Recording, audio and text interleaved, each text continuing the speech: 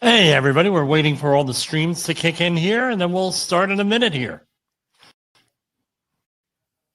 Hi, this is Jim from Safety Wars. Before we start the program, make sure everyone understands that we often talk about OSHA and EPA citations, along with some other regulatory actions from other agencies, legal cases, and criminal activity. Everyone is innocent until proven guilty in a court of law. Proposed fines are exactly that, and they are often litigated, reduced, or vacated. We use available public records, news accounts, and press releases. We cannot warranty or guarantee the details of any of the stories we share, since we are not directly involved with these stories, at least not most of the time. Enjoy the show. This show is brought to you by Safety FM.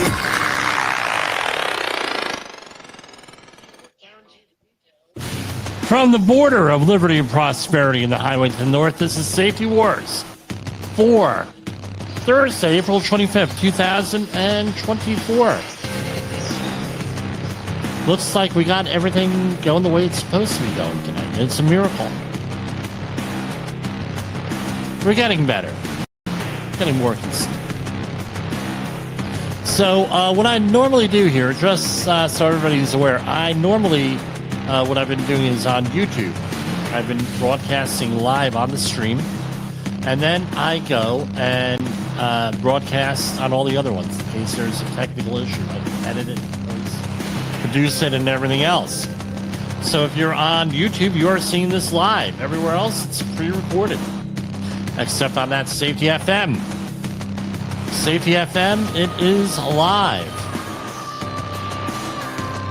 I'm assuming it is, right? But again, I don't trust computers. I was having that conversation with a client today. So look, we're probably, pretty much everybody on the network here, on the Safety FM network, is everybody is pretty adept with the technology. We're all in there, but it seems like nothing really them talking to people. I'm not talking about saying anything out of school here, that I'm not supposed to, but a lot of us are like, yeah, we have the computers, we have this, we have that. But we don't really fully trust them because they're computers. Right? And then you have the other end, right, where you don't have things that are automated, and you're not in that Rasmussen skills mode if you have a human being, so you try to take the human being out of it sometimes with some designing of our systems so they're automated more, so there's things so we don't have to deal with people. So you have that on that end. So you got a lot of conflicting things. And yes, looks like we're up and running on everything. So let's revisit a couple of topics, or at least one topic from last night, where I had mentioned, and it's only gotten worse today. I mean, you're in the New York news here today with all these protests on the college campuses. I really mean that, with what I said last night. I'm not going to retract it. I'm not. No, there are some people, are you sure you want to say it? Yeah, I'm going to say it. Because as I see it, it's true. No, I see it as true, 100% true. And that is so you're an activist. You're let me turn the volume down on these. You're an activist. You're a college student. Regardless of what you are, you're whatever. And you get wrapped up in this. The leaders of these movements are all well established. They are often have money, they have power, they have an audience, they have homes, they have children, they have careers, they have everything that you need, right? Now you have college students, right? And it's all the rules for radicals, guys. And the issue, what we talk about here, the issue attention cycle and everything else. They get people wrapped up into this stuff, college students, young people, and everything else. And guess what happens? Sometimes it's not even their intention to do it. Now you have people breaking the law and ruining their future.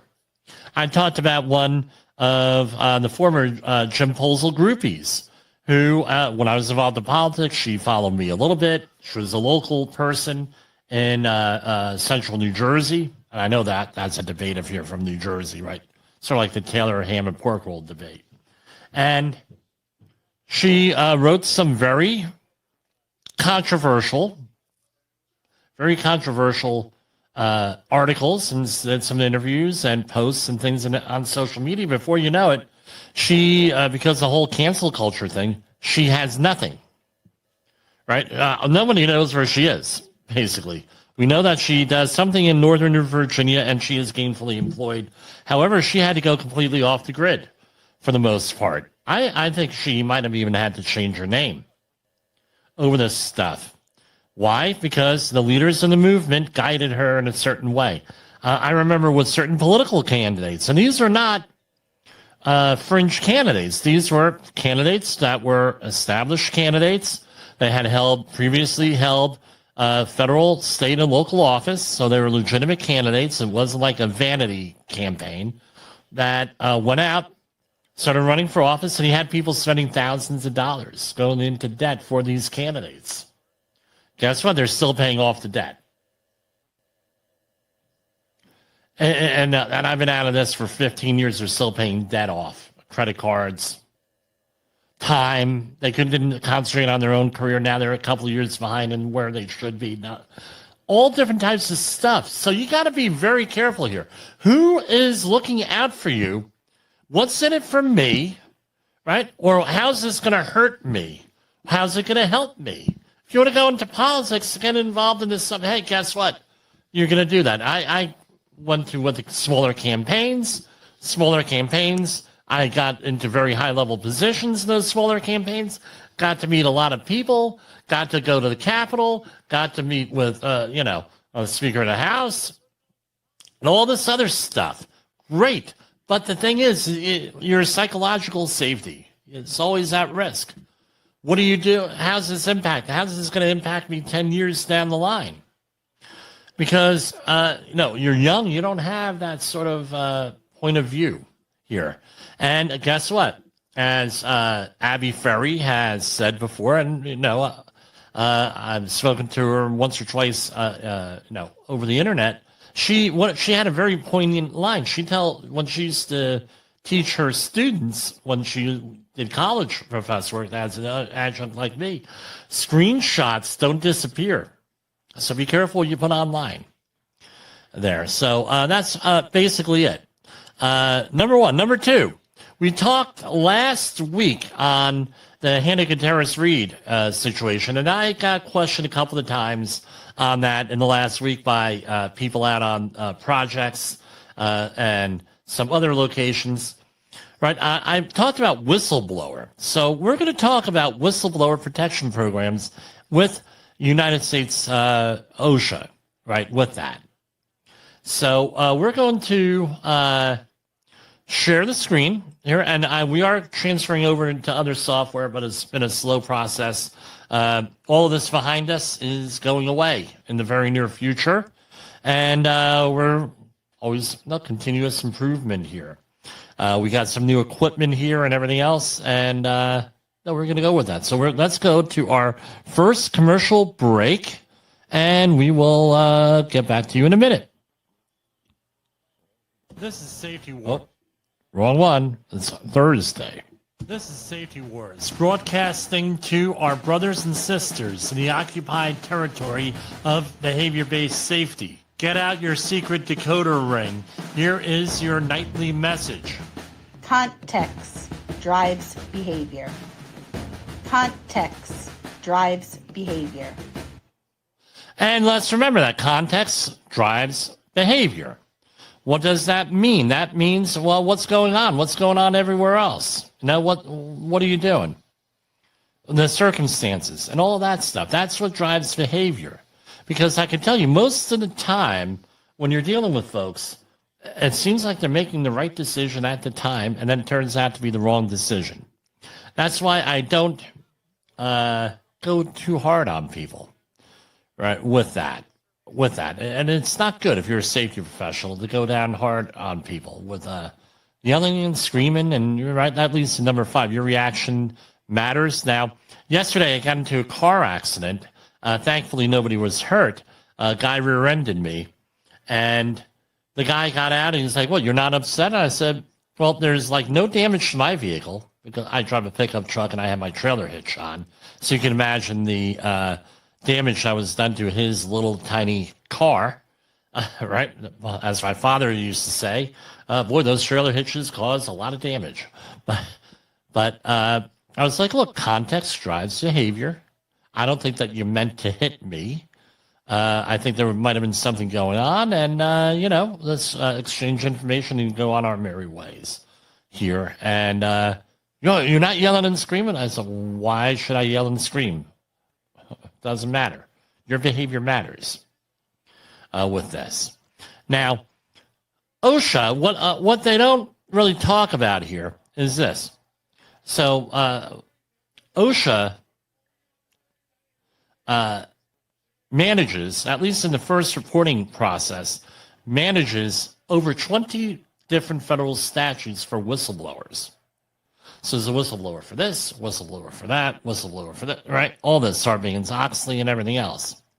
So I'm on the OSHA webpage. Since this is a safety job website, safety program, we're going to talk about this. So how about us here? OSHA's Whistleblower Protection Program enforces protections for employees who suffer retaliation for engaging in protected activities under more than 20 federal laws. The investigation of complaints of retaliation against employees is conducted by investigators in OSHA's regions. Right, so let's click on that right here. So you have 10 different regions, also federal districts. So here I am in New Jersey and New York area. That is federal district 2. Also Puerto Rico and Virgin Islands are also in federal district 2. So if you ever are bidding on a federal project in region 2, guess what? You have to go and realize that you're going to be working possibly in Puerto Rico. I have an emergency that just came over. I'm going to go to commercial break. I apologize. Hold on, everybody.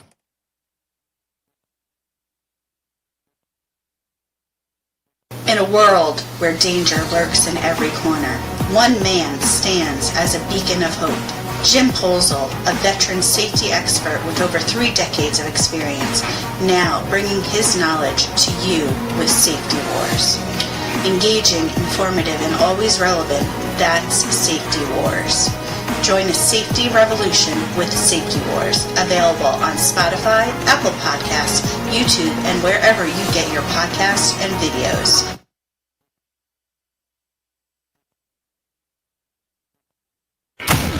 In the professional safety community, communication and planning are just a few keys to your program's success. The question many practitioners have is, where do I start? Dr. Jay Allen, the creator of the Safety FM platform and host of the Rated R Safety Show, has built a global foundation to help you along the way. Go to safefm.com and listen to some of the industry's best and most involved professionals, including Blaine Hoffman with the Safety Pro, Sam Goodman with the Hop Nerd, Sheldon Primus with the Safety Consultant, Jim Poesl with Safety Wars, Emily Elrod with Unapologetically Bold, and many others.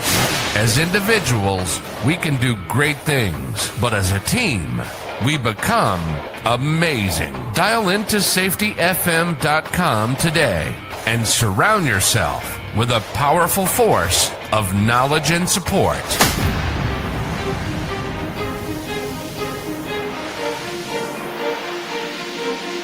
OSHA recordables, catastrophic losses, environmental disasters. You want answers? So do I. This is Jim Poesl with Safety Wars. That's my daddy. Yes, I am your father.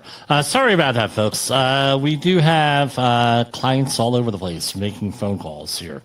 Anyway, so back to where we are. So you have different regions and federal regions and everything else, and different states. So this is select a state for your local office. We also have a thing here for state plans, and it shows you the different areas where there are state plans, and some of them are right state approved. Like for example, New Jersey and New York have a state approved plan.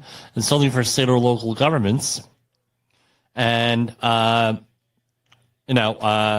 have states like California where they have a state approved plan for state and local government workplaces.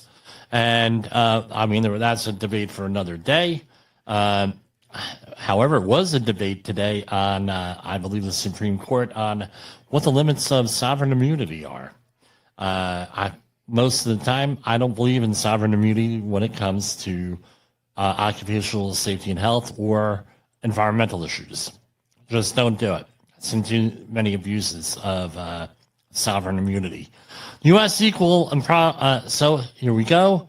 The investigation of complaints of retaliation is conducted by investigators in OSHA regions. OSHA investigators are neutral fact finders. They do not work for either the complainant or respondent. In addition to OSHA, the agencies below provide anti-retaliation protections in various capacities. U.S. Equal Employment Opportunity Commission, the Wage and Hour Division, the National Labor Relations Board. With the exception of U.S. postal employees, the OSHA does not cover retaliation allegations from federal employees. There are several environmental statutes that do. However, all federal agencies are required to establish procedures to ensure that there's no retaliation and going on and on. With that, you can go look this up yourself. So we're going over to employees, how to file a complaint. And you have certain time limits. OSHA administers more than 20 whistleblower statutes. The time frame of filing a complaint begins when the adverse action, such as a firing, occurs and is communicated to the employee. So you have different requirements. So under OSHA, 30 days. Clean Air Act, 30 days. Some of these other things, 30 days. And going on and on. With that, ways of filing the complaint. Do it online, by fax, telephone, or in person. And you have to have all different types of documentation. We're not going to read every one of them on here that you're going to have, right? So OSHA conducts an interview of each complainant. If OSHA conducts an investigation, it will also obtain information from the employer and witnesses as needed. If evidence supports the employee claim of retaliation, OSHA will take action that may include requiring the employer to restore the employee's job, earnings, benefits. And we are, and they have an OSHA whistleblower investigations manual. Often when we cover the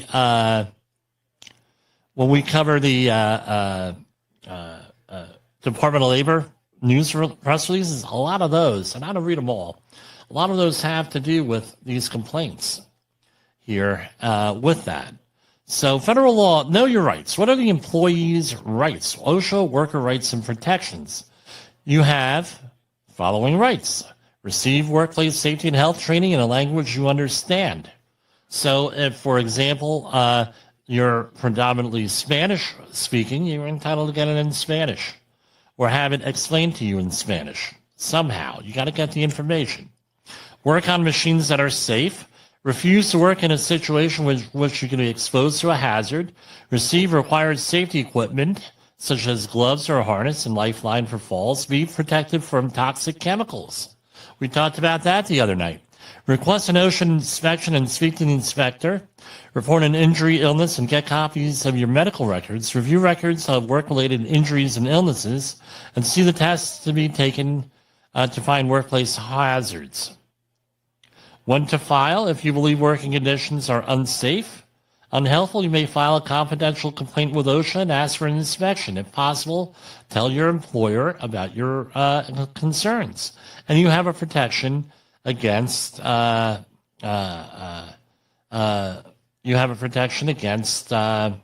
retaliation. So we have public service announcements here. So let's see. This is for falls.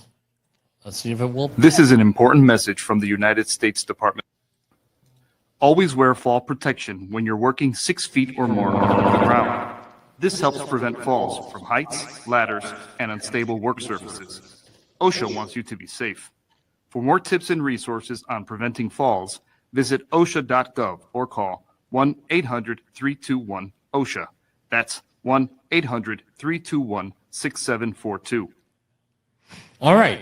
So they have different public, right? That's for general workplace safety there.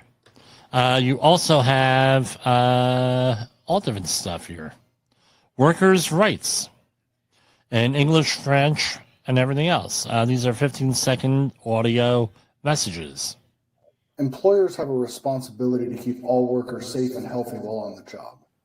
As a worker, you have the right to speak about safety concerns without fear of retaliation. Learn more about your rights and how we can help you at osha.gov/workers. All right, so that's another one. We're probably going to download some of those here. So you have many different things along those lines dealing with PSAs. You can have videos also. Time limits you have. So, and you have protection for refusal to perform tasks. Now, if you are a OSHA outreach trainer, this is all your information here. Right, you're supposed to go through the OSHA website, show people, navigate a little bit, go over the whistleblower stuff. You have a right. Here we have Section 11C. Under Section 11C, a person may not retaliate against an employee because the employee refused to perform a task if the following conditions are met. The employee had a reasonable apprehension of death or serious injury. If the tasks were performed, the employee's refusal was in good faith. The employee had no reasonable or safe alternative assignment. There was insufficient time to have federal or state OSHA or another agency conduct an inspection. Where possible, the employee sought from the employer but was unable to obtain a correction. You also have the Seamen's Protection Act. All right, similar things. Surface Transportation Assistance Act, Federal Railroad Safety Act, and going on and on and on. And UNT visa certifications. Going through the Victims of Trafficking with Violence Protection Act, created 2 types of immigrant benefits available for certain victims of crime. And they've gotten involved with this. It's a little bit controversial, and that's like deep into the weeds here. Employers, how to create an anti-retaliation program. Again, since it got very expensive, this is probably worth it for at least somebody in human resources or with some person in charge to actually go through this. And here we go. Let me zoom in here, if I could zoom in a little bit more. 5 key elements to an effective anti-retaliation program. Management commission, compliance concern, right? Anti-retaliation response system, anti-retaliation training, and program oversight. Probably worth looking into it there. And how to request review of an OSHA finding. Employees can request a review of dismissal of cases filed under those things. And complainants must submit a request in writing for review within 15 calendar days. So this is like if you're going to appeal things, is my understanding. What is workplace retaliation? Firing or laying off, demoting, denying overtime, disciplining, denying benefits, failing to hire or rehire, intimidation or reaction, making threats, reassignment to a worse position, reducing or changing pay or hours, more subtle actions, isolating, ostracizing, mocking, falsely accusing the employee of poor performance, blacklisting, constructive discharge, right, which is an employer makes working conditions intolerable due to employee's protective activity, reporting or threatening the reported employee to the police or immigration authorities. And it goes on. Now, you're a safety professional. You bring up some of these things, and you get, sure, that's happened. Did you realize that was now a violation of federal law? How many of us as safety professionals get fired? How many of us have any of those things going, those adverse reactions going on because we are doing our job? Just something to think of. Now, if Hannah Gutierrez-Reed knew that, I don't know why she did not exercise her rights, but if she, this was her part of her thing, was either to quit or do this. Report things under the whistleblower program. New Mexico has a process here for this. What to expect during, and she might not be in jail, right, with this. And you might have had, and let's look at the other way. Had she done that, we might not have had a fatality here. What to expect during whistleblower investigation. There's interviews, an investigation, and then a conclusion. You have an alternative dispute resolution program, right? Voluntary, which is a voluntarily attempt to negotiate a settlement. Settling a whistleblower case. Everything gets subject to review. So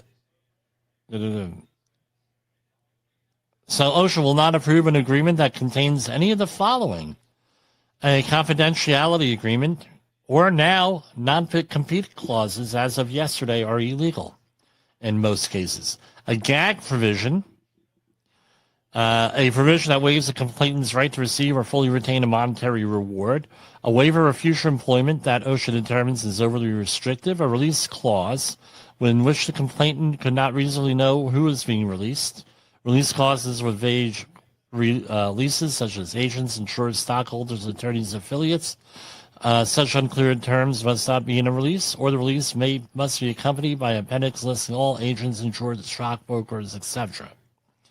So OSHA has to approve this stuff, and they have different resources here and statutes we're not going to go into. So that's something there, right? So here we have the OSHA news releases specifically dealing with whistleblowers here and going back several years with that. And that's what they choose to publicize, but there are a lot of other cases on that. So that's what we're going to talk about as far as that. We're going to take a commercial break, and we'll get back to you. In an unpredictable world, one voice rises above the chaos. One voice. Meet Jim Poesl, a seasoned safety expert who's navigated through some of the most dangerous scenarios, from anthrax, explosive cleanups, disasters, and numerous environmental cleanups, and lived to tell the tale. Now, he's bringing his wealth of knowledge, insights, and experiences to you through Safety Wars. From workplace hazards to the hidden dangers in your own home, Jim covers it all. With his engaging storytelling and expert analysis, Safety Wars isn't just a podcast. It's your guide to a safer world. Join Jim Poesl and become part of the Safety Wars revolution. Available on Spotify, Apple Podcasts, YouTube, and wherever you get your podcasts and videos. Safety Wars. Your safety is our mission. Safety Wars is streaming now. SafetyFM.com.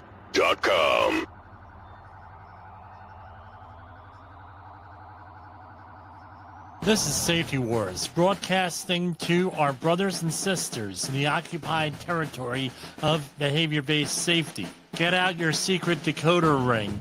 Here is your nightly message. Human error is normal. Human error is normal. All right, now, in the next couple of weeks, we have something coming up that, and I don't know why it did not work. That's why we're going to be doing something different next week. Okay, we have next week the National Safety Stand Down for Falls. Let me take myself out from here. All right, here we have U.S. Department of Labor cites 2 Florida construction contractors here. after finding lack of crane safety protocols led to a 37-year-old employee's fatal injuries. This is out of Orlando. We reported this on the news last October when this happened. Federal workplace safety investigators have determined that a Tampa area construction contractor could have prevented a 37-year-old aerial lift operator from suffering fatal injuries after being struck by a boom as a crane tipped over during a work on an Orlando highway ramp. OSHA found the incident occurred while employees of a certain company in Florida and another company in Plant City installed precast concrete sound barrier panels on the southbound route of SR State Route 417. The agency proposed for the crane company, again, a person died, right? $16,131 for the crane company. Let's see what those are. All right.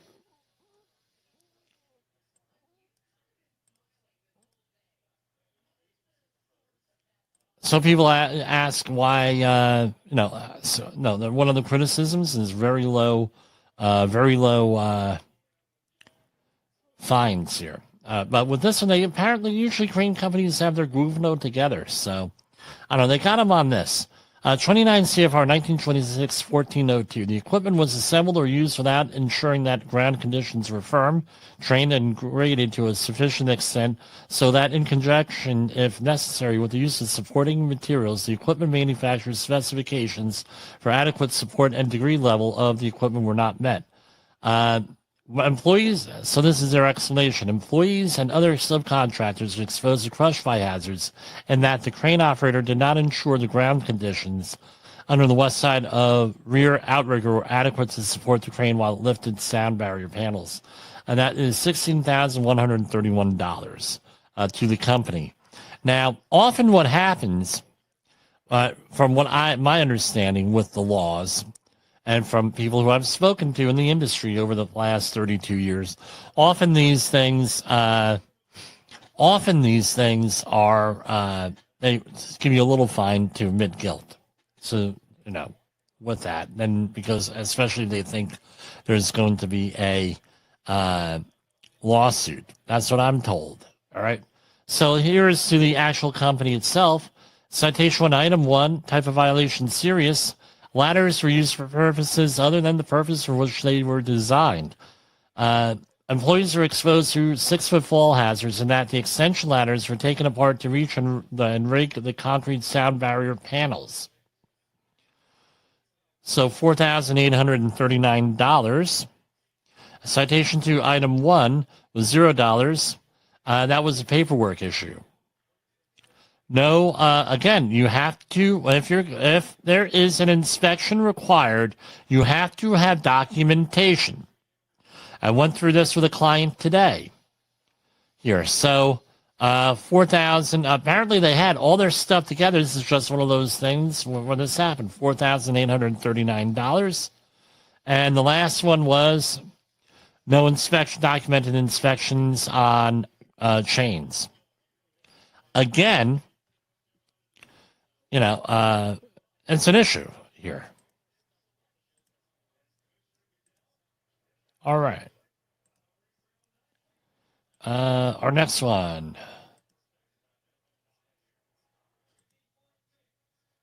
All right. Here we have another company. Let's do a share screen on this one.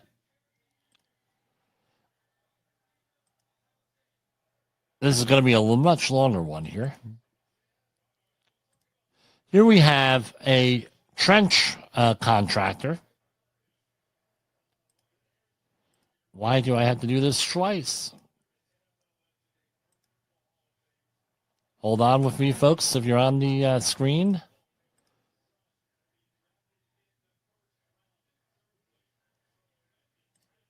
Okay. Got to share it twice. Here we have a contractor faces $1.1 million in penalties after federal inspectors find employees again exposed to potentially fatal trenching hazards. This is out of Guam. Okay, we don't get a lot of news out of Guam, but here it is. A contractor with a history of failure to protect employees working in trenches from potentially deadly harm faces penalties of more than $1 million after federal investigators found employees working in trenches deeper than 5 feet without required safety equipment. And going on,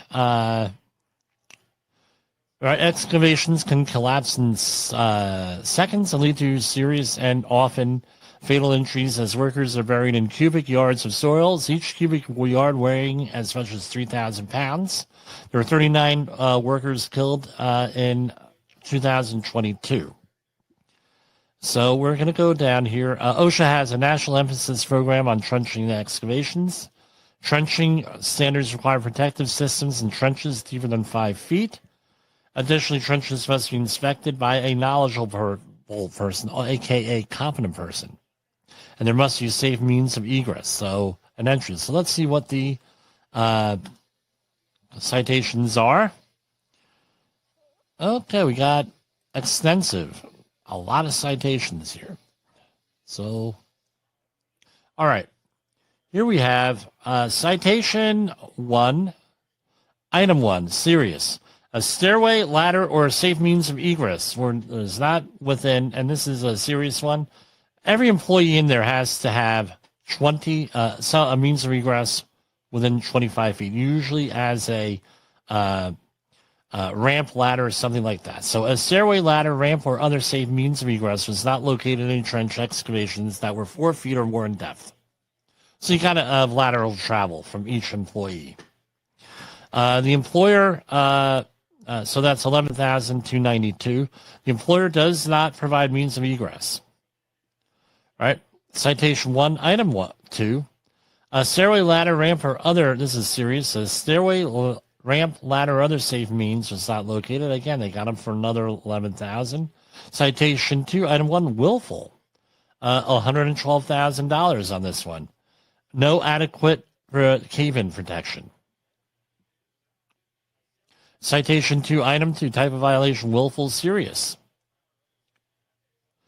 Again, this is each employee in an excavation was not protected from a cave-in by an adequate protective system. $112,000. And here's another one. Same one. Right? Same one. Another $112,000. So they're due, again, these are the new fine structures there where they're able to do this individually here. $112,926. Another one. Same one. Citation 2, item 5, same violation, $112,000. So they had several employees in there. And here's another $112,000 for the same thing. No adequate protection system, another $112,000. Citation 2, item 8, same one, another $112,000 plus. Citation 2, item 9, another $112,000. For a grand total of $1,038,918. And this is per instance, right? They're able to do a per instance type of thing. A lot of money that adds up to.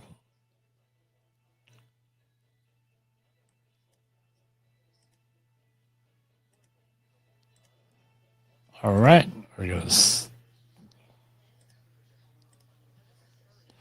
All right, and. All right, we're going to go into some of the regular news here, and I'm going to give some commentary here. Let's talk about money here. I mean, these financial markets are going insane here with everything.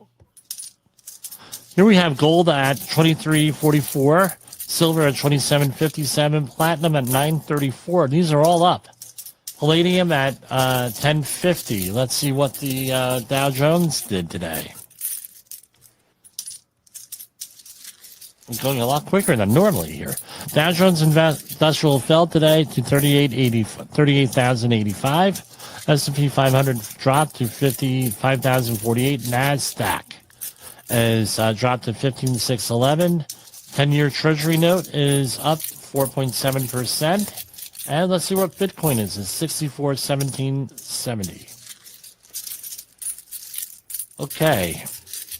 And now, I'm gonna take this on. we got a report today that Harvey Weinstein, all right, New York's, this is from the Associated Press, New York's highest court on Thursday threw out Harvey Weinstein's 2020 rape conviction with a ruling that shocked and disappointed women who celebrated historic gains during the Me Too era and left those who testified in the case racing for a retrial. The court found the trial judge unfairly allowed testimony against Weinstein based on allegations that weren't part of the case. Now, this is the whole thing, all right?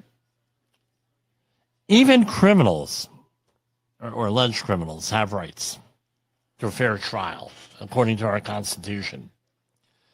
And I think just a lot of these trials, and there are some other ones out there in the last few years that I come to think, seem to be politically motivated on a lot of things. Right. I was shocked as well as everybody else with the allegations here, and some of them. And I believe, by the way, I believe that probably all of them, or not most of them, are true here. And another one is one that hits a little bit closer to home, and the Archdiocese of Metuchen, New Jersey, that there are cases, and as well as the Anthony Rapp and Kevin Spacey case and everything. But you cannot just go and, okay, these are what the facts are. We're going to convict someone based on these facts, and you have a trial by jury or a judge, and that goes through, and you have a fair trial. Okay, that's one thing. But when you start to go over the top, and you try to start character assassination, and then you get the media mob involved, the activists in there, and everything else, now you had to have a situation where and I'm sure this is going to be appealed somewhere, where by somebody, and this is going to be dragged out for another couple of years. With this, now we got to redo it all over again, because maybe we went overboard here with all this other stuff. They're unfairly allowing testimony that against Weinstein based on allegations that were not part of this case. And guess what? I'm going to point out to this. This is not like this is not a conservative state. This is not an anti-woman state, the state of New York. This is the state of New York here. Tends to lean left. Does not lean right. So what does that tell you here? I don't know. If you're going to convict someone, do it on the facts, is what the thing is. Just the facts. Just like on Dragnet, the old TV show. There used to be a TV show called Dragnet. This is from another story. And again, everyone's innocent until proven guilty, and our hearts go out to the victims in these cases, which, were this was adjudicated here, right? And I believe those cases as is, that something happened here. Here we have Riverside, California. We've seen all plastic, right? This is from Study Finds, Chris Mellor, from two soda companies that you've heard of. They're driving the worldwide plastic crisis. So the study published in the Journal of Science Advances analyzed data from over 1,500 litter surveys conducted by volunteers in 84 countries between 2018 and 2022. During these brand audits, volunteers picked up over 1.8 million pieces of plastic pollution found in parks, beaches, streets, and other public spaces. This past week, we just had all the cleanups in our town here, right, for Earth Day. They also noted the brands and labels. So they did like a little forensic investigation here. And and what's funny is on here, and they're defaming these two companies. And what do I see? Advertisements for swag for these two companies. Pretty big thing. Now, I know there was a controversy at the time for the Kevin Costner movie, Waterworld, way back in the 90s, where a certain company that made a certain very distinct water bottle, bottled water thing. I can make another joke here on that, and I don't want to start calling out people here. But they got got very upset because in that movie, that bottle like survived the apocalypse and people were still using them, right? So they said, that doesn't look so good. And they changed the way that they were doing things. If you look to friend of the program, Allison Teal, she is known as the, I'll do a plug for her. She's known as the female Indiana Jones. Her book, right, Allison's Adventures, phenomenal book, especially if you have children. I highly recommend it. In the book, my daughter, it was the first book that she ever took a real interest in that wasn't like a baby book, because Allison goes on all different adventures, and she went to the Maldives and did a short movie on that, specifically on the Maldives and the plastic crisis, and she's been involved. So if you want to go over, and let me get you the website.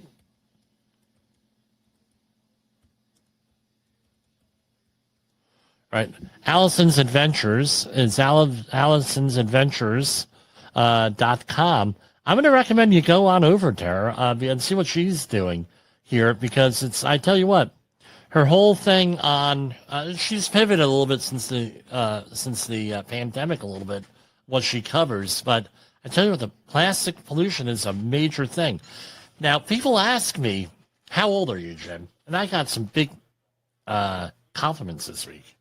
Right until I took my hat, or I keep my head shaved or very hair short, so you can't see all the gray hair, right? And I wear a hat, right? That's the other thing. But anyway, no. So I wear all the stuff in there. I look young and blah blah blah. Now, what does that have to do with the other? I don't know. I'm rambling, as usual. But they say, "How old are you?" And this one, "How old are you, Jim?" And I said, well, I'm old enough to remember how the use of paper bags in the supermarket was going to destroy the rainforest, and we had to use these biodegradable plastic bags from now on. Otherwise, you were not protecting the environment, and you were evil. And my question was always this, right? And this, Europe always had reusable bags for the most part. From when in that time frame, I was in Europe at that time. On vacation, everybody had reusable bags. They did not have what we have here. And my question was, well, yeah, but it biodegrades down to what? And people would ridicule you and laugh at you, blah, blah, blah, blah, blah. Oh, what are you talking about? Ha, ha, ha, Jim, we're saving the rainforest. And then what do you think happens? You find out pollution by plastics and microplastics in the environment. They're all over the place. This stuff biodegraded down to breaks down into microplastics. How's that impacting us? I don't know. I don't know. So I would check out Allison's Adventures there, and I guess, you know what, I'm going to edit this out, and I'll make a separate video on this. She's does some very important work on this whole thing with the environmental stuff with this. Okay. That's all I got for tonight. We're going to pull up the video, and let's see what else we have going on. Our outro video on the Safety FM network is usually who we go by with our time. So we got 5 minutes, 44 seconds. Can we find something to talk about for 5 minutes, 44 seconds here? Yes, we can, because I am Jim Poesl, the safety warrior. I could figure things out. So what else is going on here? What's coming up? So we're going to be talking about next week, starting to get into the fall protection. Then the week after, my plan is to have a week of commentary on fall protections and things of that nature. So stay tuned for that. As far as, assuming we make it to Disaster Preparation Month in September, that's only 5 months away here, less than 5 months away. I think we're going to have to amp things up a little bit for that. Give me your thoughts on that. You can drop me a line on any of the social media, Twitter or X, Facebook, LinkedIn, YouTube, what have you, on and Jim at safetywords.com. What you want to talk about, because I tell you what, we have a problem now, dude. With all the social upheaval, the stuff going on in the Middle East, protests all over. Our town has protests every week, every Sunday. There's a protest on Route 59 in Nanuet. Right, and they police have done a real good job of keeping people separate and setting up protest zones and things of that nature. What we used to call back in my political days sine waves. I don't know. What's your thinking? My thinking is that we have to talk about disaster preparation.